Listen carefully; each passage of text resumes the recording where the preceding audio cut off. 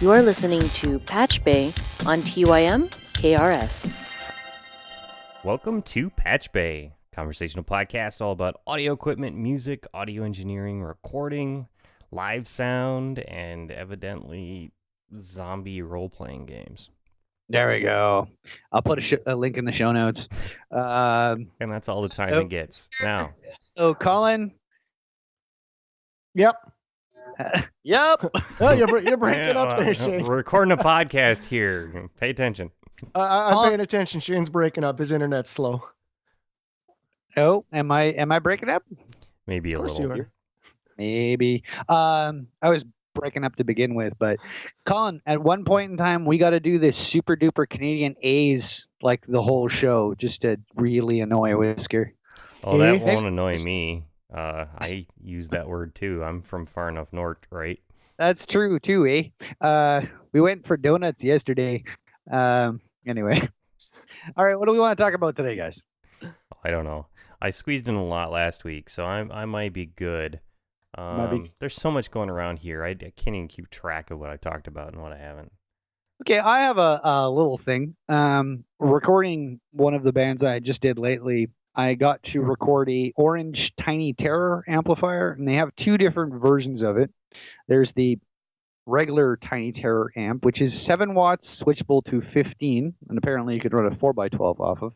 And there's a black one. I can't remember what it's called, but it's the hand-wired version. So one's 500 and one's like 15 or whatever it is. Have you seen these things, Whisker? I think maybe in like advertisement or something for them, but I really wasn't paying attention. Well, the gist of the situation is, and I hope nobody from Orange is listening, they stink. I don't like the sound of them at all. So much for that sponsor. Thanks, Shane. The guitar player in my band, he wants one. He's tried them out a few times, but it's got a volume, a tone control, which I believe they call color, and I think gain or something. That's basically the gist of it. It's hand wired, apparently class A, B, or whatever.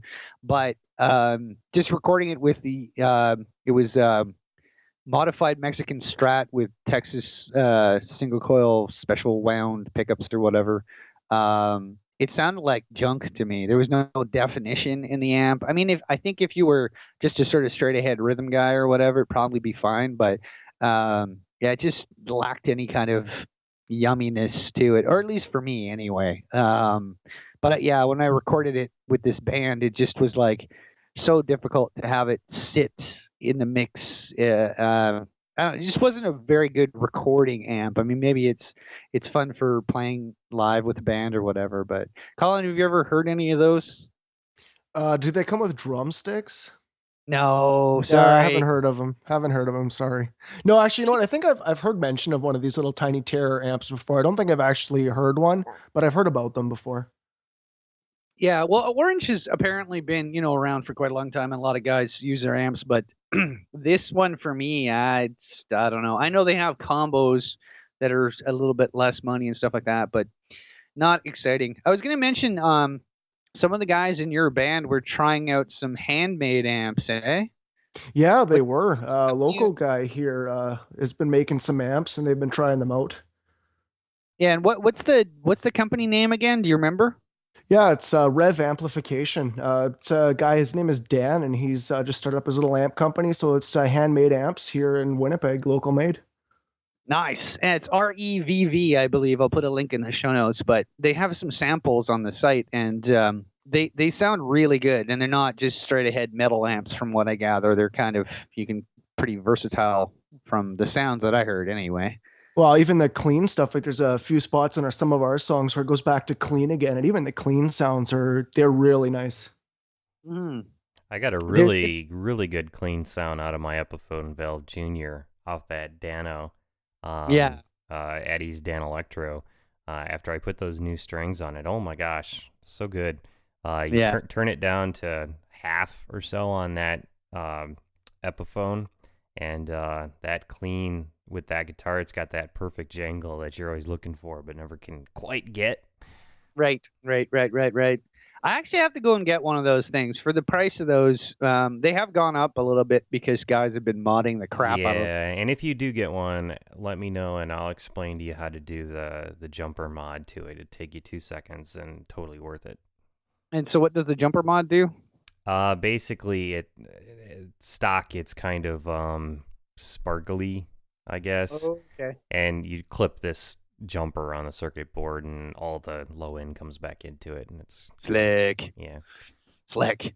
Yeah, I know. I've seen a shit ton of mods online that guys are building into those things. Like sort of pedals and stuff like that. They'll put switches in them, and it seems like a fun idea. Although, from what I gather, that amp is just perfect the way it is as well. So, I don't know. I was going to say Winnipeg has a long history of good amplifier makers.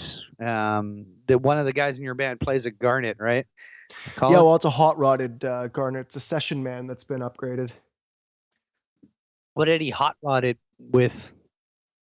You know what? To be honest, I'm not exactly sure. I think, it's an old amp, so a lot of the stuff, like capacitors and stuff, had to be replaced. They dry out. So a lot of that was done, and then I think just some of the gain stages were set up again. I think tubes are slightly rebiased, but other than that, it's I don't think too much has been done to it. I've heard with those amps that they not to put in new tubes, to just keep the old ones. Apparently they always will sound better, but I don't know if I believe that.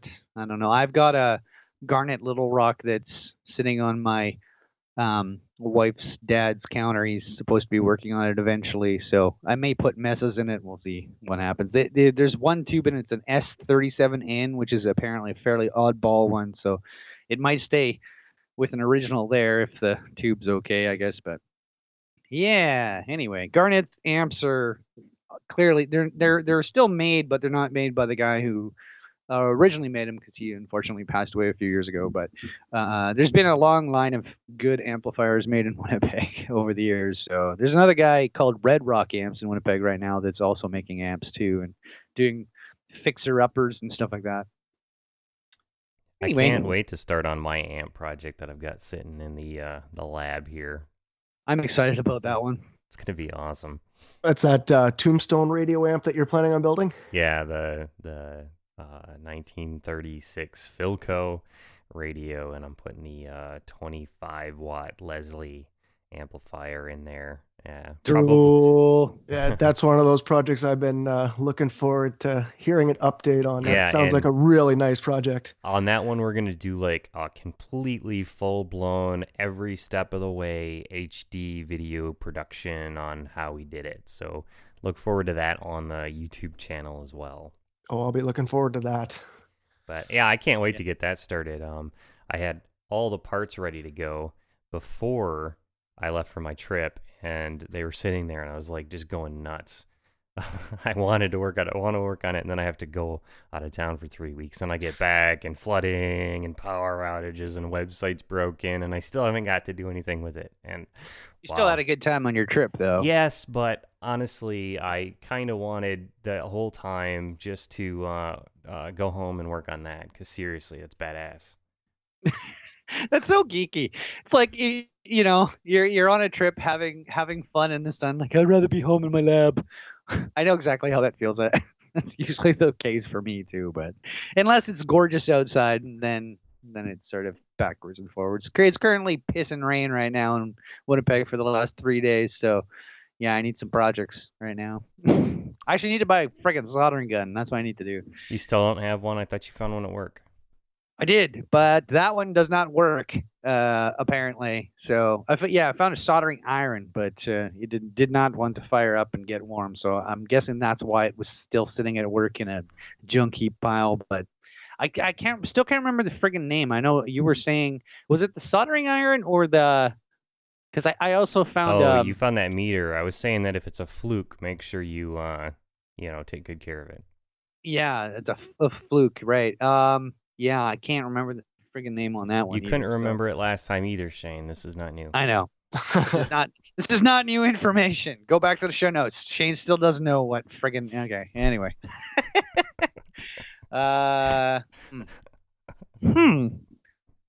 So yeah, I'm looking forward to getting that put together and seeing how that sounds. And we're probably gonna have to put together some sort of cool front end for that. Because like I've said before, that Leslie in there is designed to go with organs that have a very clean, already preamped output on them, so it doesn't actually have that cool, crunchy 12AX7 preamp or anything like that in it. We'll have to cook up something custom to feed it. Custom preamp. Yeah. I might just stick that little art that we're always talking about, the Studio MP, and just use that to get going, because those things sound great. I tracked the whole record with the Telly through that. That was it, and it sounded friggin' awesome. The plus 20 helped. Just burn the input and then bring the output down so that you've got, tubey mild distortion. Actually, that thing can get pretty rangy if I remember correctly. Have you ever run it like that, like wicked hot, and then routed the out down? Yeah. So as far as that amp is concerned, I'm suggesting chicken head knobs because that'll just make it groovy. Yeah, I've got a bunch of chicken head knobs in stock too, because that's what I'm going to be using on that SIDCOG synthesizer MIDI thing. So I've got a ton of them here. Nice. Yeah, that for me, that's just classic old amp. What were you going to say, Colin? Oh, I was going to say that Studio MP amp. I actually just picked up one of those. It is a nice little DI. It is amazing, isn't it? It's like the cheapest thing, but oh my gosh, it's so good. I mean, especially when you're looking at passive DIs and how much a passive DI is, and sudden, hey, look, you can get a little tube DI for not much more. I'll take it. Yeah, and it's not too noisy as long as you keep the gain down on it, too. Yeah, exactly. That's actually what I've been using to record bass and stuff like that, is that thing. It's great. Yeah, I've ran, I have that, I think you have it too, the tube pack. Do you have one of those as well? Or just the tube MP? Just the MP. Whisker, yeah. Whisker, do you have the MP just too? I have the Studio MP, and I have the rack mount version that has two of them in it. Yeah. Yeah. Okay, yeah, because I also have the tube pack, which has a compressor limiter built in, which is very slick. I just have the dual channel, dual MP that you have, plus that tube pack. I don't have the single MP, but yeah, they're great. I was going to say, and comparatively speaking, PreSonus has a little one like that as well. That's a single channel, and it really doesn't compete sound quality wise. I mean, the prices are pretty much the same, but the art one just sounds way more tubey. It might be the case of the company that shall remain nameless, that has a mic preamp that has a LED behind the tube to make it look like the tube is lit up. Yeah, I've seen that on their stuff. Yeah, that's terrible. I'm only guessing that's to the company that shall remain nameless, and if it's who I think it is, there's a couple of pieces that they make that are half decent. Well, we're going to be using one of them for the dynamics processing here when we get to phase 2 of the multicolor prototype. But as long as I don't ever turn the buttons again, the knobs, after I set them originally, it should be okay. Then they're okay. Yep. Because their pots on those are terrible. What I was going to say too is, you need a rack with friggin' laser beams attached to it. Because you just said phase 2, and that was the first thing I thought of was Dr. Evil. Yeah, no, you're right, Colin. Actually, some of their stuff, there are some good stuff. I got a weirdo delay in the background, just FYI. We'll deal with it, Shane. We'll deal with it. Dealing with it. Yeah, no, so I did actually get an email just lately for a bunch of ridiculous deals on the company that shall remain nameless of used equipment. However, the guy didn't want to. I think he had sold most of the stuff already, but one of them was the compressor, of which I was talking about with the LED in it. Yeah, I have that compressor. Do you? Yeah. Well, it's a mic pre, right? Or no, they have the mic pre and the compressor. Right. I have the compressor that has the same LED behind the tube. Silly. That's hilarious. I love it. But I did actually am acquiring a little 8-channel Yamaha live console that I'm going to use to feed some extra ins in the studio. It's got insert patch points, so I'm going to do the old use the insert as a direct out thing. So it was $100. So it'll be good for those times when I need just that one extra or two little extra inputs here and there. So I'm installing that in the next week or so. I just got to figure out where the hell it's going to go in the room. But yeah, so that is one gear acquisition as of lately. But I'm still on the hunt for a decent mic preamp for about $400. Although I haven't found anything that I like. I got a bunch of stuff while I was on my trip, but not most of it audio related.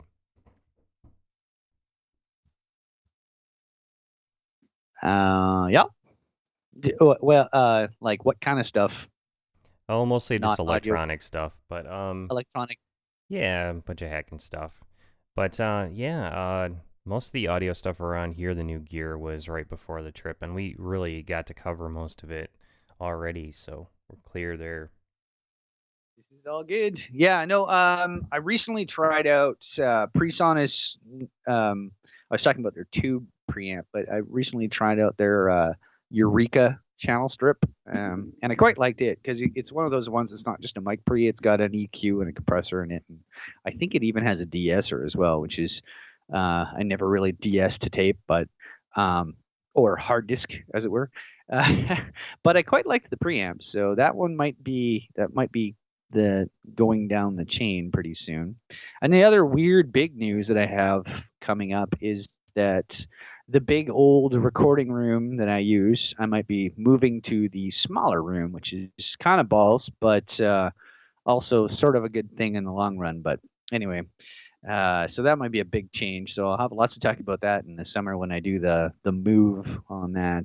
I don't know if I really need to get into further details as to why I'm going to move, but so that might be happening very soon.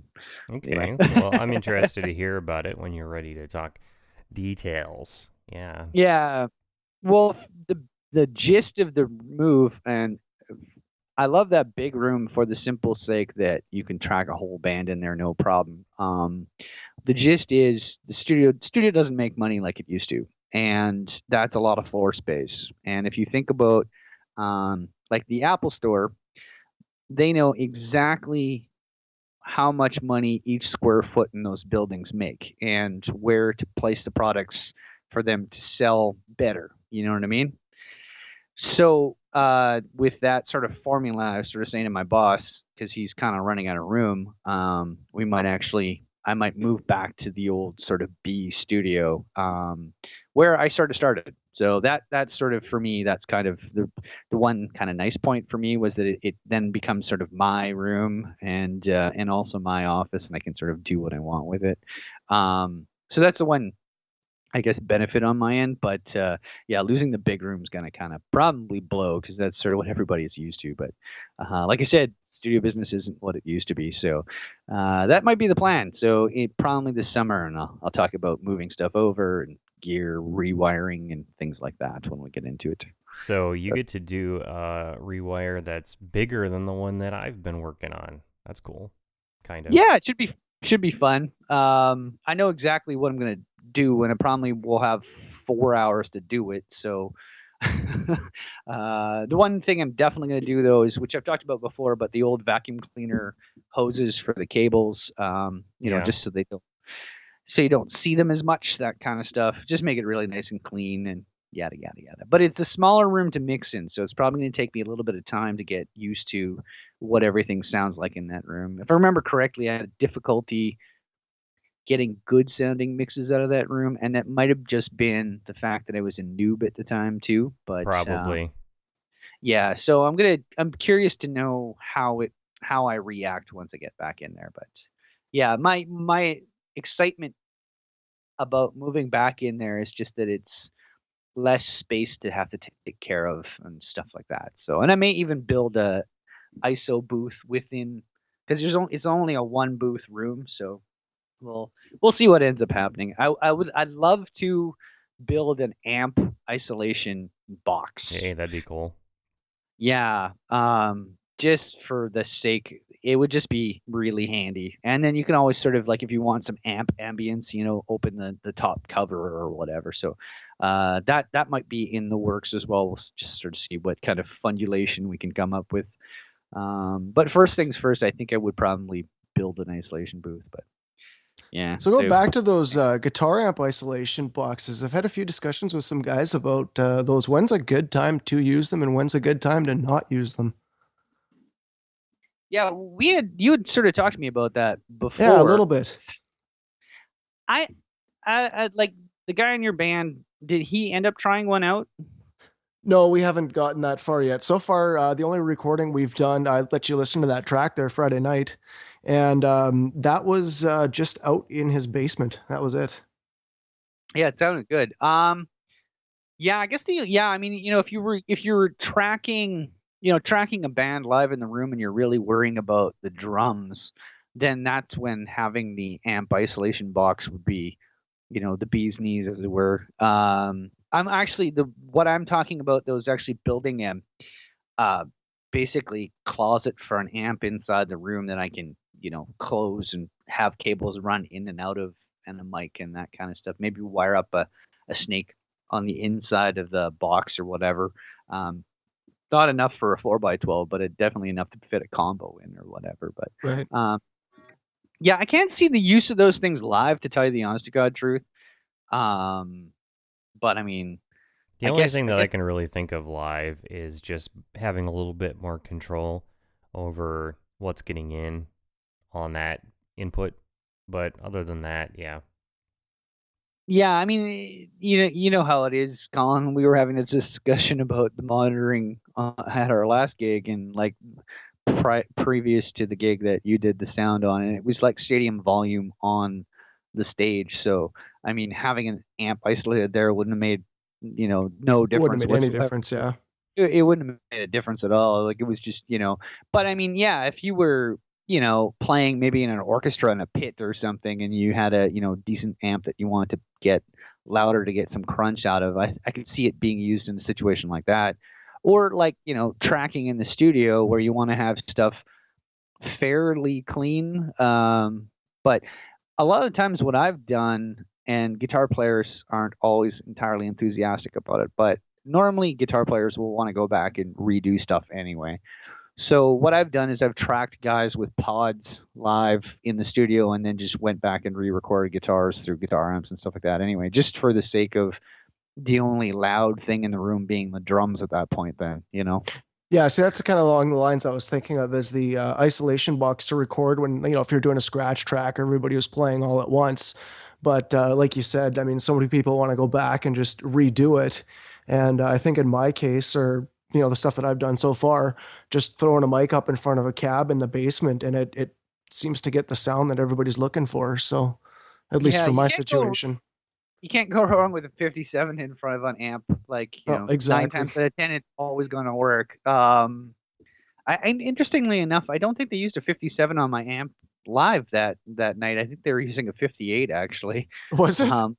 Yeah, I'm pretty sure it was a 58, which explains the bump in the mid range. And then I plug a telly into a Fender amp, and he's got a mic with a mid range bump in it. So yeah, as if I wasn't going to chop people's heads off anyway, but so then he must have had a 57 in front of the bass amp then. I kind of think so, yeah. So whatever. That was a while ago. I don't remember. Yeah. So you guys talking mic characteristics, I actually just remembered that I did get something else in the mail this week. Oh, do share. So I found this surplus store up in the cities, Twin Cities here in Minnesota, and he just so happens that he has a bunch of new old stock telephone transmitters, the microphone from old telephones. I've heard about using these before. Now, these are carbon mics, so they don't work like anything that we use nowadays. They're more of a variable resistor, right? They change the resistance. So you got to kind of build a custom circuit to even use these things as a microphone. But go ahead. I just said I'm excited.